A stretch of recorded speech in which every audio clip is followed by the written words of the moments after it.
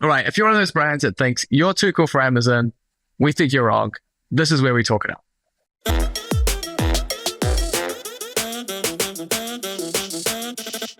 Something that's really winding me up at the moment is brands that feel that Amazon devalues their branding, and that's why they're not on it. Yeah, they're too cool for school. Exactly. All right, Zamir, you're wound up. You're annoyed. People don't want to be on Amazon. So some brands don't want to be on Amazon. But I kind of get it. I mean, not every brand is cut out to be on Amazon, right? Not every brand is designed to be on Amazon. Yeah, I get that, but I think there are a lot of brands that think they're something that they're not necessarily. I mean, what brands do you feel shouldn't be on Amazon? So like say Rolls Royce, some kind of like very, really super fancy brand that is super exclusive and you have to be in an exclusive club to purchase it. That I totally agree with you, right? But these are brands that have heritage, a significant provenance, and most importantly, have spent an absolute fortune building that brand. So they have the right to kind of sit in that position. Most brands do not have that and are not in that position. And they need Amazon. That's just, yeah, that's how I feel. I get where you're coming from too. I think there's the obvious thing. It's like, what? So you're so cool. You don't want to be on literally one of the largest marketplaces in the world where there's millions of consumers every day. And because of whatever reason, because you're so exclusive and you're so special, you shouldn't be there. Yeah, you know what? I actually think it's the idea on it. So what it really is this idea that Amazon's not cool and that Amazon somehow is this lower value thing. And I think that perception's off as well. I think that's right. Amazon started out by saying where everything is super cheap. Right, so it's the place to get everything cheap as possible, right?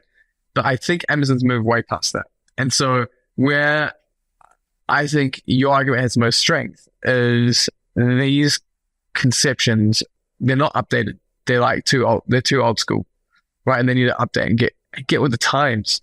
Like, and the reason why I say that is because it's no longer about the place where everything is cheap, right? It's the place where convenience exists. Absolutely. This is it, 100%. And to be fair, look, my frustration is there because people are making these assumptions and they're risking their businesses.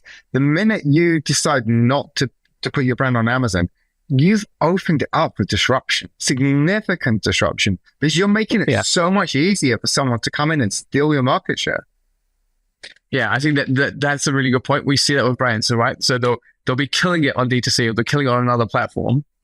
And then customers, because this is where customers go to buy, right? It's like, there's a really common said, like 63% of search starts on Amazon, all that kind of stuff. So if you're looking for a product, if customers are looking for your product there, so you're killing it on your own website, great. But people go to Amazon to find your product. And then they go, oh, it's not there. Fine. But I'm already here. Let me just, boom, buy this one that looks almost exactly the same at a fraction of the price. Exactly, right? And that's it, fundamentally. And you know why that's happening? It's because people are looking at the data because we know the data exists. And they're going, hold on a second, there's a whole load of underserved demand on Amazon for these search terms or for this brand. Yeah. Let me exploit that. And of course they will. Yeah. And as a brand manager, so if you're like, I think brand managers and e-commerce people who don't accept that reality, I think I'd love to chat to them. I would love to chat to them and kind of debate that out because I feel like they're wrong. And if this is you, please get in touch. I want to hear from you as to your reasoning. But realistically, you're leaving money on the table because someone's going to come in, potentially even rip off your product, whether as a like for like or just a similar category, and then steal a whole market share from you.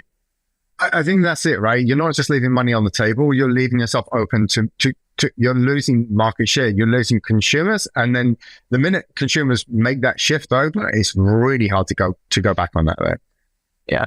Yeah, exactly. And you kind of leave space for like these challenger copies or alternatives to your product to come and build market share, build a following, and start to challenge you, really actually create a rival. And And I think there's kind of like a missed opportunity. And again, there's this they said things have changed. Things have moved on. Amazon is, like you said, it's convenience. You've got over 80% of the UK consumers that are actually shopping on Amazon at some point in time, right? So we're not talking about small, low value consumers here. We're talking pretty much all consumers are shopping there, right? So it's not that people are looking for cheap stuff there. It is convenient. And what really smart brands are doing is they're going, hold on a second. There's people in there buying are probably more considered to be unbranded, more commodity-based items. They're going, hey, why don't I turn one of these into a brand? And that, I think, is really smart. That's where the real disruption is coming in and where the real opportunities are. And I think the brands that grasp that and see the opportunity are the ones that are going to do particularly well over the next 4 or 5 years. And for those guys who are like, no, but my brand genuinely shouldn't be on there, I think the question is like, are you Rolls-Royce or are you Tesla? Right? Because Tesla isn't a cheap car, right? Or Volvo, they're not cheap cars, but they would exist in a shopping mall and they would exist on Amazon, right? But you wouldn't see Rolls-Royce there because you buy Rolls-Royce at the Polo or at Air Show, right? Where you're buying jets, private jets.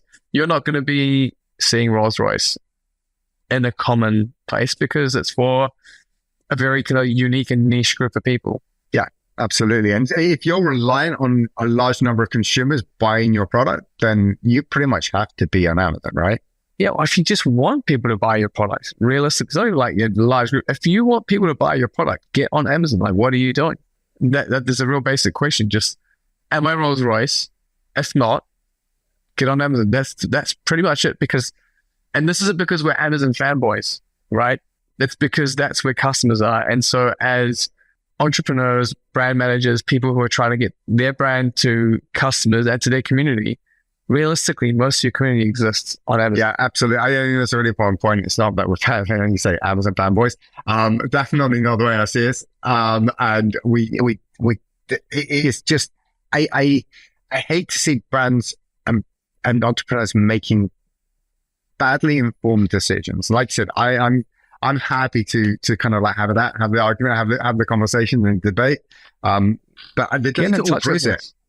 And look at the brands that are on Amazon. There's serious brands selling there and doing serious revenue.